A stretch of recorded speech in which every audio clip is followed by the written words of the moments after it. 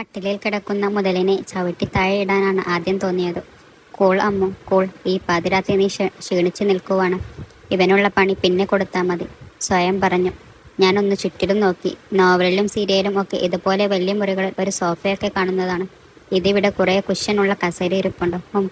ആർക്ക് വേണം എന്നറിയണ്ടേ. വീട്ടിൽ നിന്ന് കൊണ്ടുവന്ന ബാഗ് കയ്യിലെടുത്തു. വലിയ വീട്ടിലേക്കല്ലേ മോളെ പോകുന്നത്, ഈ പഴയ തുണിയൊന്നും കെട്ടിപ്പെറുക്കി കൊണ്ടുപോണ്ട. ഇറങ്ങുന്നതിന് മുമ്പ് അഭിജാത്യം പറഞ്ഞതോർത്തു. മോൾക്കിവിടെ കിടക്കാനൊരിടം ഉണ്ടാകില്ലെന്ന് ആ പാവം നിലച്ചിരിക്കില്ലല്ലോ. ബാഗിൽ നിന്ന് ഒരു ബെഡ്ഷീറ്റ് എടുത്തു. നിലത്ത് കിടന്നു. വയ്യ, ടൈലിൽ ബെഡ്ഷീറ്റ് വിരിച്ചിട്ട് കിടക്കാൻ തീരെ സുഖമില്ല. നടവ് പുളയുന്നു. പിന്നെ ഒന്നും നോക്കിയില്ല. ബാഗിലുണ്ടായിരുന്ന ഡ്രസ് മുഴുവൻ തറയിൽ വിരിച്ചു. മുകളിലായി ബെഡ്ഷീറ്റും. ഇപ്പോൾ അല്പം ഭേദമാണ്.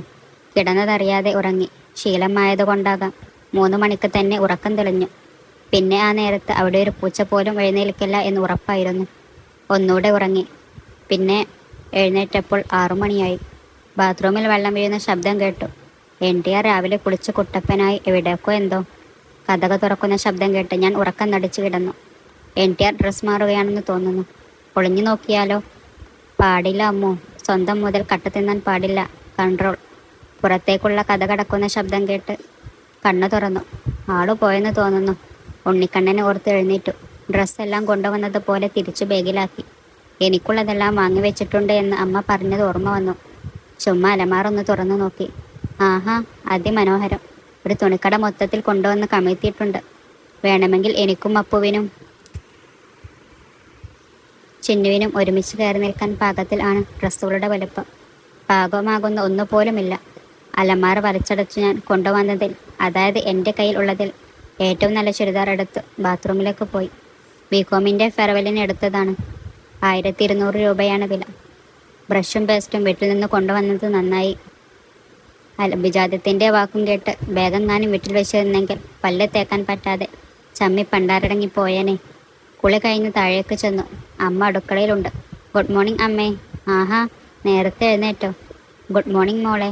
ശ്രീദേവിയമ്മ രാവിലെ തന്നെ കുളിച്ചു സെറ്റുമുണ്ടും കൊടുത്ത് കുറേയൊക്കെ തൊട്ട് നിൽക്കുകയാണ്. മോളെ ഇതിലെത്തുക, ഇവിടെ നമുക്ക് സഹായത്തിന് നിൽക്കുന്നതാണ്. പിന്നെ കുക്കിംഗ് ഞാൻ തന്നെയാട്ടോ ചെയ്യുന്നത്. ബാക്കി അരിയലും വീട് ക്ലീൻ ചെയ്യലും ഒക്കെ ലതിക ആണ്. മെലിഞ്ഞൊരു സ്ത്രീയെ ചൂണ്ടിക്കാട്ടി അമ്മ പറഞ്ഞു. പിന്നെ എനിക്ക് ചായ എടുത്തു തന്നു. ഫോൺ വന്നപ്പോൾ അമ്മ അപ്പുറത്തേക്ക് പോയി. ഞാനും കുഞ്ഞിനെ പോലെ പാവപ്പെട്ട വീട്ടിലെയാണ്, ലതിക പറഞ്ഞു. പിന്നെ ഞങ്ങളുടെ നാട്ടിലൊക്കെ അംബാനിയുടെ ഭാര്യമാർ ആണല്ലോ അടുക്കള ജോലിക്ക് പോകുന്നത്. ഒന്ന് പോ അമ്മച്ചി, ഞാൻ മനസ്സിൽ പറഞ്ഞു. അമ്മച്ചി വിടാൻ ഉദ്ദേശമില്ലെന്ന് തോന്നുന്നു. എനിക്ക് കുഞ്ഞിനെ പോലെ വലിയ വീട്ടിൽ കെട്ടിക്കേറി ചെല്ലാനുള്ള ഭാഗ്യമൊന്നും ഉണ്ടായില്ല. കുഞ്ഞിൻ്റെ യോഗം. അതിന് ഞാനൊന്നും മറുപടി പറഞ്ഞില്ല. എന്നാലും ഞാൻ ആലോചിക്കുകയായിരുന്നു, എന്നാ ഒരു യോഗമാണ് കുഞ്ഞിൻ്റെ. സത്യത്തിൽ ഞാനും കുഞ്ഞും ഒക്കെ ഈ അടുക്കളപ്പുറത്ത് നിൽക്കേണ്ടവരാണ്. കുഞ്ഞിൻ്റെ രാജയോഗം കിട്ടി എന്ന് മാത്രം. അതും കൂടി കേട്ടതോടെ എനിക്ക് ദേഷ്യം വന്നു. ദേ അമ്മച്ചി, കാര്യമൊക്കെ ശരി തന്നെ. പക്ഷേ ഇപ്പോൾ നിങ്ങൾ ഈ വീട്ടിലെ സെർവൻറ്റും ഞാൻ വീട്ടുകാരിയുമാണ്. വെറുതെ ചൊറിയാൻ വന്നാൽ ഭിത്തിയിൽ തേച്ചൊട്ടിക്കു ഞാൻ, മനസ്സിലായോ? അവർ ഒന്ന് ഭയന്നു എന്ന് തോന്നുന്നു. എന്നിട്ട് സവാള അരിയുന്നത് വേഗത്തിലാക്കി. എന്നെ നോക്കുന്നേയില്ല. വെള്ളപ്പത്തിനുള്ള മാവ് ഇരിക്കുന്നത് കണ്ട് ഞാൻ അതുണ്ടാക്കാൻ തുടങ്ങി. ആഹാ, മോളിതൊന്നും ചെയ്യണ്ടായിരുന്നു, ഞാനുണ്ടല്ലോ ഇവിടെ. ശ്രീദേവി അമ്മ വന്നല്ലോ. ഹേയ്, അതൊന്നും സാരമില്ല അമ്മേ, ഞാൻ ഇതിൽ എക്സ്പെർട്ടാണ്. അമ്മേ, അതുണ്ടല്ലോ, എനിക്ക് MBAക്ക് പോകാൻ ഭയങ്കര ആഗ്രഹമായിരുന്നു. അതിന് പൈസ ഉണ്ടാക്കാൻ അടുത്തുള്ള കുറേ കടകളിൽ വെള്ളപ്പം ഉണ്ടാക്കി കൊടുത്തിരുന്നു. രാവിലെ 3 മണിക്ക് എഴുന്നേറ്റുണ്ടാക്കും, അതാ ശീലം. ആഹാ, കൊള്ളാലോ നീ. എന്നിട്ടെന്താ MBAക്ക് പോകാതിരുന്നത്? അത് പിന്നെ പെട്ടെന്ന് കല്യാണമൊക്കെ ആയില്ലേ, അതാ. പറഞ്ഞിട്ട് തിരിഞ്ഞ് ഞാൻ നേരെ നോക്കിയത് NTRൻ്റെ മുഖത്തേക്കാണ്. ഈ മുതൽ ഇവിടെ ഇപ്പോൾ വന്നു. ഒരു ട്രാക്ക് സൂട്ടും ടീഷർട്ടും വേഷം. ജോഗിങ്ങിന് പോയെന്ന് തോന്നുന്നു. അല്ലെങ്കിലും ക്യാഷുള്ള വീടുകളിലെ ആളുകളൊക്കെ അങ്ങനെയാണല്ലോ. മേലനങ്ങി പണി ചെയ്യില്ല, എന്നിട്ടിങ്ങനെ ജോഗിങ്ങിന് ജിമ്മിലും പോയി മസിൽ ഉറപ്പിക്കും. അതൊക്കെ എൻ്റെ അഭിജാത്യം. ഇതിനൊന്നും മൂപ്പർ മെനക്കെടില്ല. ആകെ ആ തൊടിയിൽ വല്ല പാവക്കയോ പയറോ നടും. ദൈവം സഹായിച്ചു മൂപ്പര് നട്ട ഒന്നുപോലും നേരെ വിളവെടുക്കാൻ കഴിഞ്ഞിട്ടില്ല. വീട്ടിൽ കറി വെക്കാനുള്ളതൊക്കെ കിട്ടും, അത്ര തന്നെ. എന്താ ഹരി? അമ്മ ചോദിക്കുന്നത് കേട്ടു. അത് പിന്നെ ചായ. ചായയോ? അതിന് നീ ചായ കുടിക്കാറില്ലല്ലോ. അല്ല, ചായ അല്ല, ഗ്രീൻ ടീ. പുള്ളി നിന്ന് താളം ചവിട്ടുന്നത് കണ്ട് അമ്മ എന്നെയൊരു നോട്ടം. എന്നെ കാണാൻ വന്നതാണെന്ന് വിചാരിച്ചു കാണുമോ? എൻ്റെ പൊന്നമ്മച്ചി, ഞാൻ അത്തരക്കാരി നെഹിഹേ. ഗ്രീൻ ടീ മോള് കൊണ്ടുവരും, നീ മുകളിലേക്ക് പോയിക്കോളും. അതോടെ ആൾ സ്ഥലം വിട്ടു. എന്നാലും മനുഷ്യനെ നാണം കെടുത്താനായിട്ട് ഇത് എന്തിനു വന്നു? അമ്മ ഗ്രീൻ ടീ എടുത്ത് എൻ്റെ കയ്യിൽ തന്നു. അവന് ചായയും കാപ്പിയും ഒന്നും കൊടുക്കാറില്ല. ഇതാണ് ശീലം. കൊണ്ടുപോയി കൊടുത്തോളൂ. ഞാൻ അതും കൊണ്ട് മുകളിലേക്ക് കയറി. റൂമിൽ ആളെ കണ്ടില്ല. തൊട്ടടുത്ത മുറിയിൽ നിന്ന് തട്ടുമുട്ടും കേട്ട് പോയി നോക്കി. ആഹാ, NTR അവിടെ നിന്ന് മസിലുരുട്ടി കയറ്റുകയാണ്. എന്തൊരു പ്രഹസനമാണ് സജി. ഒരു മിനി ജിം ആണ് ആ മുറി. അത്യാവശ്യം എന്തൊക്കെയോ സാധനങ്ങൾ അവിടെയുണ്ട്. എന്നെ കണ്ടില്ലെന്ന് തോന്നുന്നു. വിളിച്ചു നോക്കാം. അല്ല, എന്താ ഇപ്പോൾ വിളിക്കുക? ഹരിയേട്ട എന്ന് വിളിക്കണോ അതോ ശ്രീയേട്ട എന്നോ? വേണ്ട, രണ്ടും വേണ്ട. അനാവശ്യമായി അധികാരം കാണിക്കുന്നെന്ന് തോന്നിയാലോ? ചേട്ടാ.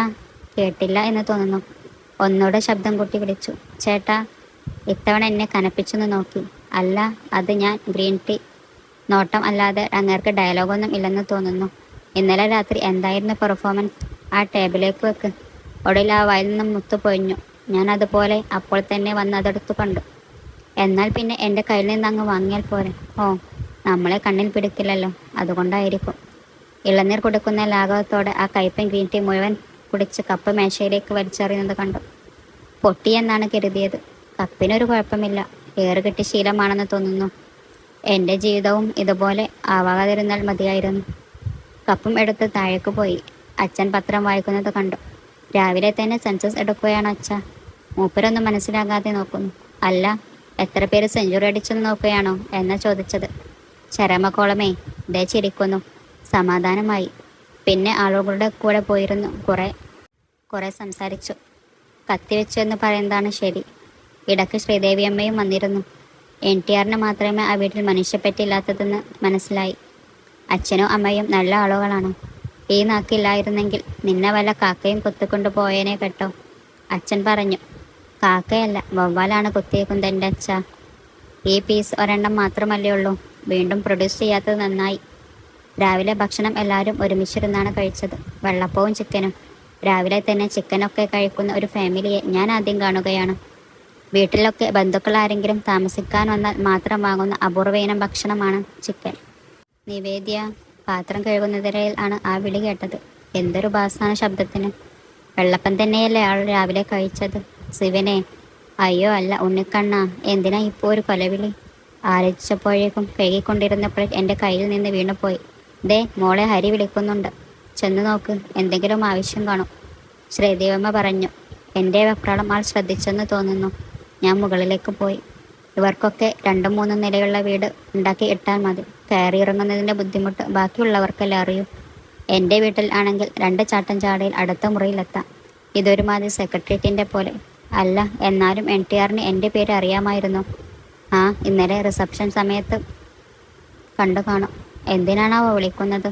വല്ല ഷർട്ട് അയൺ ചെയ്യാനോ ഷൂ പോളിഷ് ചെയ്യാനോ എന്നോ ആയിരിക്കും. അതൊക്കെയല്ലേ ഇനി എൻ്റെ ജോലി. എന്തായാലും പേടിച്ചാണ് ചെന്നത്. എന്നെ വിളിച്ചോ? ശബ്ദം പതിവായി മയപ്പെടുത്തി ചോദിച്ചു. അത് കേട്ട് ഞാൻ പേടിച്ചു നിൽക്കുകയാണെന്ന് തെറ്റിദ്ധരിച്ചെന്ന് തോന്നുന്നു. നോട്ടത്തിൽ ഒരു മയമുണ്ട്. നിനക്ക് പഠിക്കാൻ പോണോ? ആ ചോദ്യം കേട്ട് ഞാൻ നെട്ടി.